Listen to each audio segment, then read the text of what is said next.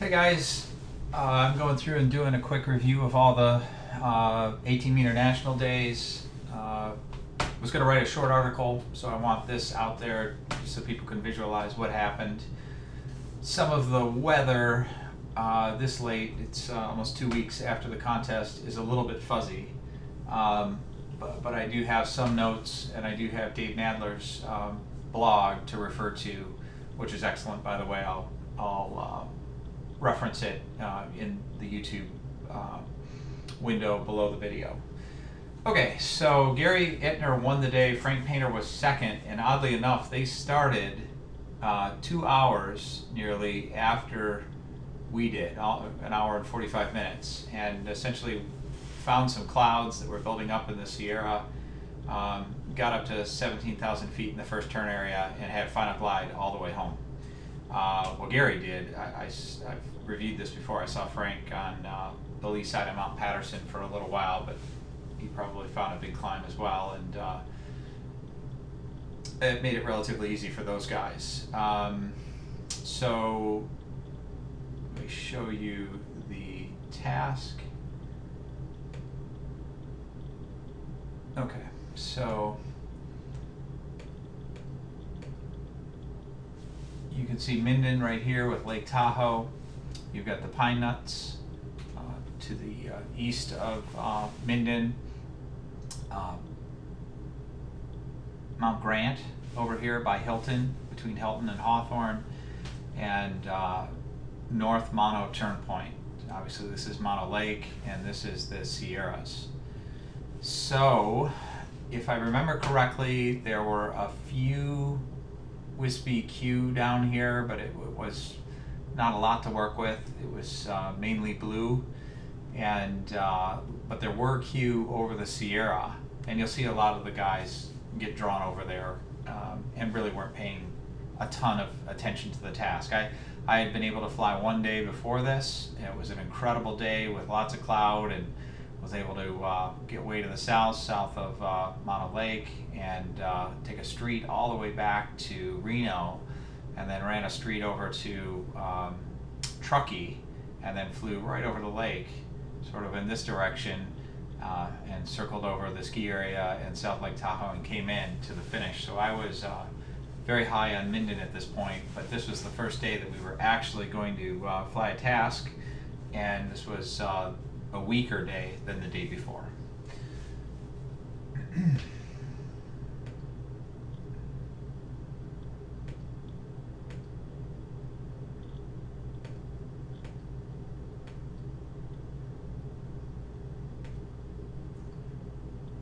Alright, so yep, I'm attached to 7 Tango. Let me go out to the early part of the climb. So here we are in the pre-start. Everyone's still launching, as you can see. It was very difficult. Finding the first climb was always a big challenge. You can see there, after one missed attempt, I was able to get into 4.6 knots. We're all full of water at this time. And then the next step was to take that altitude, which usually didn't get high enough to be comfortable, and slowly work your way back to the Pine Nuts, looking for stronger climbs off the top of the peaks. And this was pretty much the same every day except for the wave day, and we'll get to that here in a little while. Let me give you a little lay of the land here. Obviously Lake Tahoe, that's looking back to the west, and Reno and Carson City would be here to the north. You have the Pine Nut Mountains here, which became incredibly well versed in throughout this week. This is Mount Patterson, and on tasks heading to the south, for example, if you're trying to get down to the beginning of the Whites here, which you can see here, and this is Mount Grant, which we'll fly to today. Mount Patterson is sort of your first target, so you get as high as you can here off the south of the Pine Nuts, and hopefully get high enough to run at high altitude. But if not, your next likely climb is here at Mount Patterson, and you'll see that today. Gliders running down the windward side of Mount Patterson with the slight west wind today, and then the more conservative route on the lee side with a valley to the east, and then down into Mono Lake here, and then back over to Mount Grant and the Barron Hilton turn point with a 10-mile radius around it. Barron Hilton is right about here, and then back into Minden.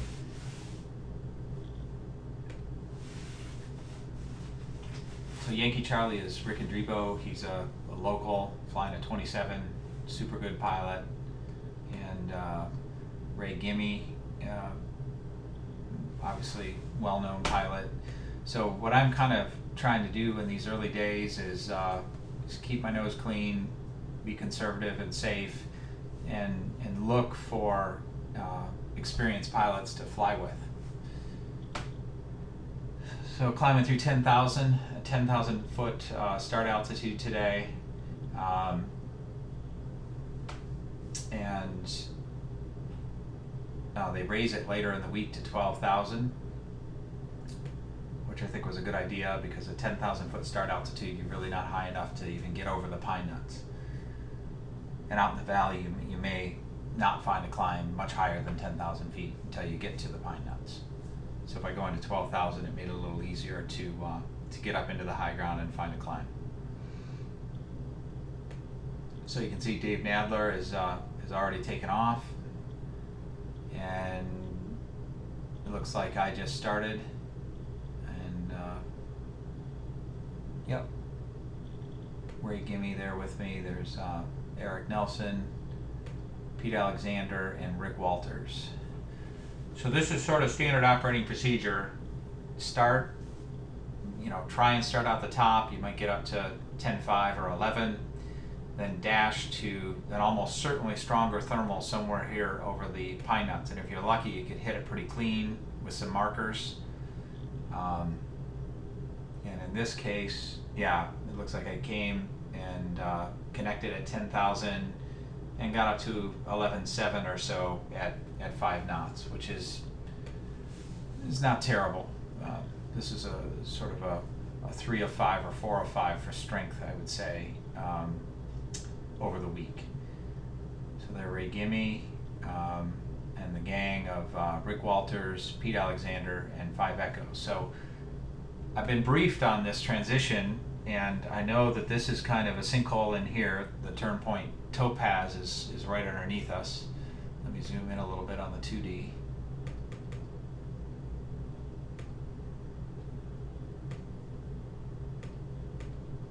Okay.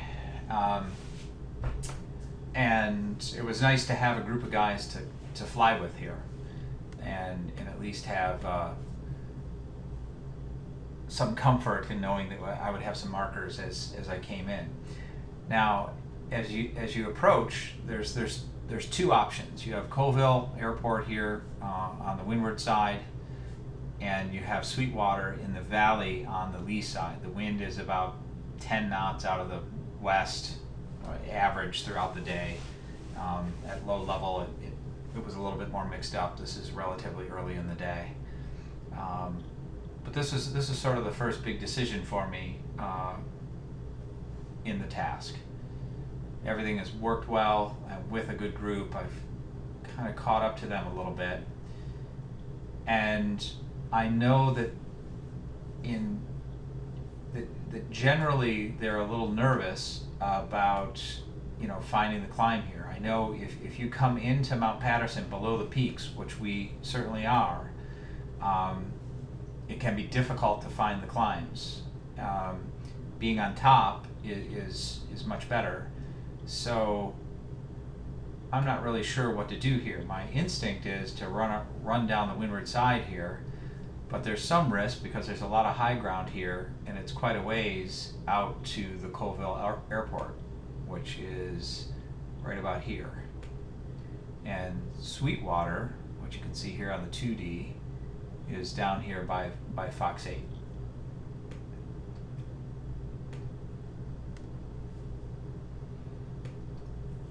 So there's a 2.5 knot climb for 1,000 feet.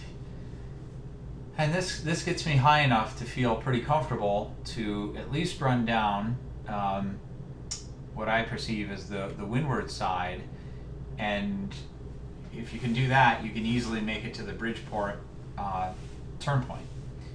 And a lot of the other guys dump and go on the lee side. You can see Yankee Charlie here really struggling in a lot of weak stuff on what I perceive as the lee side of the mountain.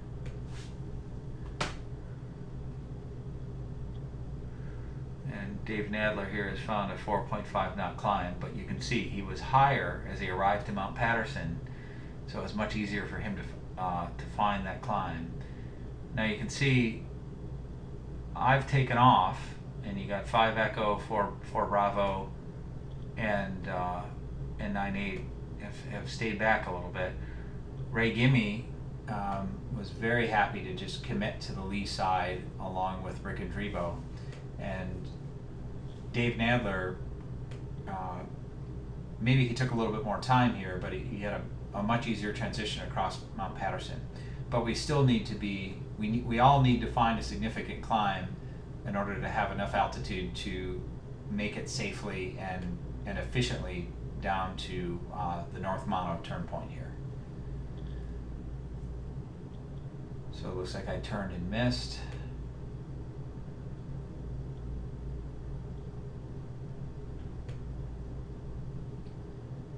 And I can see Yankee Oscar up there, but I don't find anything. And there's a nice big bowl here.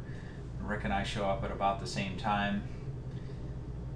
And search a little bit, and bang. 5 knots for 4,000 feet. And Ray found a climb here out in the valley and arrives with us. And then you can see back here is Rick and Pete and Eric.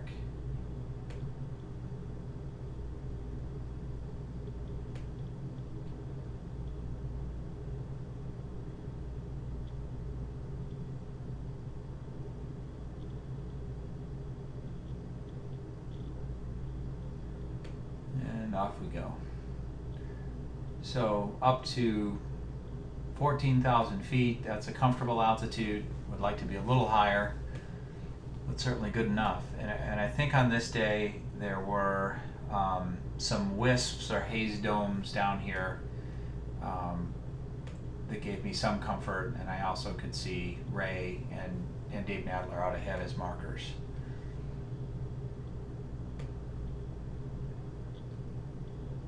And 4 Bravo, 9-8, and 5 Echo are getting up nicely there on top of Mount Patterson.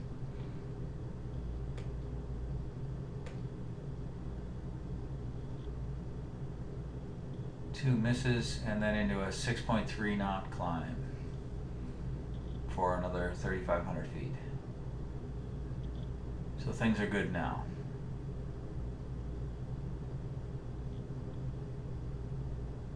Almost to 17,000.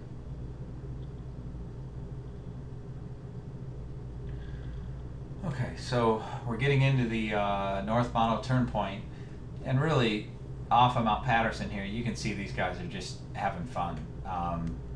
These are the Sierras. It's a nice day. I think that these were the only clouds, and so those guys were taking advantage of those clouds. We're not really taking the task very seriously. You can see Dave Nadler has already hit the turn, gone about halfway in. Ray Gimme is going a little farther in. I turn right about the center.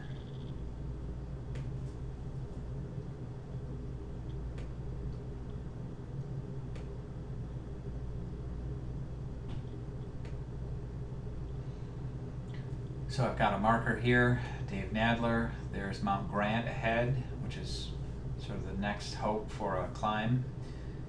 And I'm probably a couple thousand feet below final glide here, and right about on time.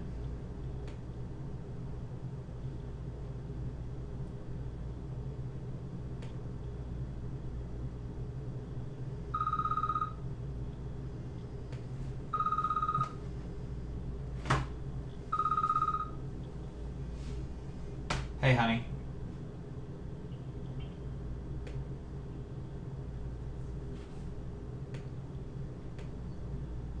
Okay, so Barron Hilton Ranch is down here in the valley. This is Mount Grant. This is Hawthorne, which is essentially a massive artillery depot in the middle of the desert. And you can see Dave doesn't really connect with anything over Mount Grant. I'm happy to kind of continue to work with Dave, but I know I'm going out into the valley short of final glide. And I think I was 1,000 feet short or close at this point. And you can see Ray stopping and working to climb here at 5 knots. So that actually was probably a good move. Now there's a couple little areas of high ground here, and you can see us both doing our best to work that. And now we're faced with a little bit of a dilemma, because here we are at the south end of the pine nuts, and we're not really high enough to make it over these mountains. We have to either go around here to the north or around here to the south with topaz to bail out to in this valley. So this was a bit eye-opening for me. You know, my first time facing having to find a climb to get over the mountain range home. And worth noting here, you can see that Papa 7, Gary Ittner, the day winner, is still working to start an hour and a half after we've started. And then here's Frank Painter on his first run into Mount Patterson. He's second for the day. So I just think it obviously just got better as the day went on.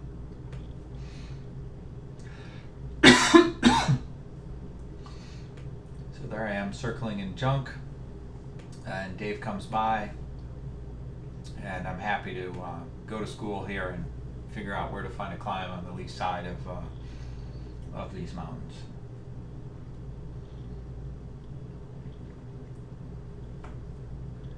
So we're 1,000 feet below. We find nothing in all these bowls. This little highway and road is a very low terrain that you can squeak out to an airport over here called Pine Nut. And right here, kind of doubting that. I certainly don't want to fly 1,000 feet over this terrain and poop into an airport that I've never really taken a close look at. I've got an airport out here, right about here, called Topaz that I can go to, but need to climb, and we're only 500 feet above the terrain there. Interesting, I left Dave and tried what I thought was the windward side of the ridge to see if there's something kicking off over there, and went through massive sink and ended up falling almost 1,000 feet below Dave here. I'm at 7,000 and he's at 8,000, so I lost 500 feet or so. So yeah, I lost quite a bit with that little experiment. Even lower now, even closer to the rocks or hills, but Dave had centered or found a bubble there. I got into 3.8 knots and was able to climb, almost catch up to Dave. And here I'm only 100 feet below him, and that got me from 1,000 feet below to 1,000 above, and that was good enough for me. And in I went at about 100 ground speed.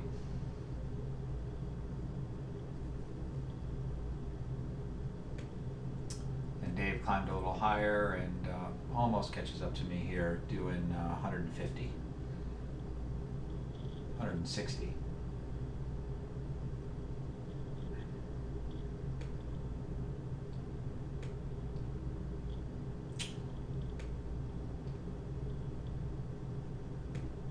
So there you have it. Let me zoom out and look at 4 Bravo and the boys.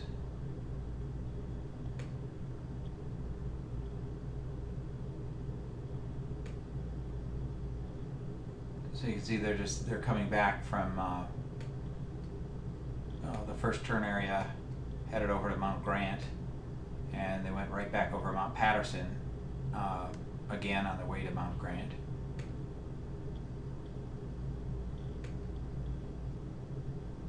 I think they're just doing a little bit of sightseeing.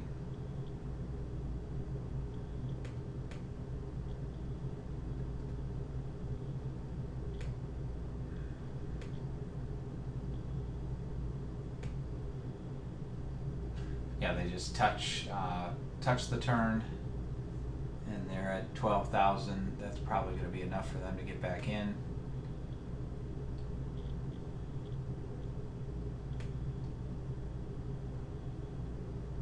And there goes Papa 7, who came off the pine nuts, went way back into the Sierras, and kicked all our fannies.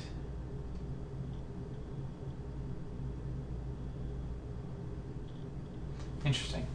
So anyway, that was the practice day.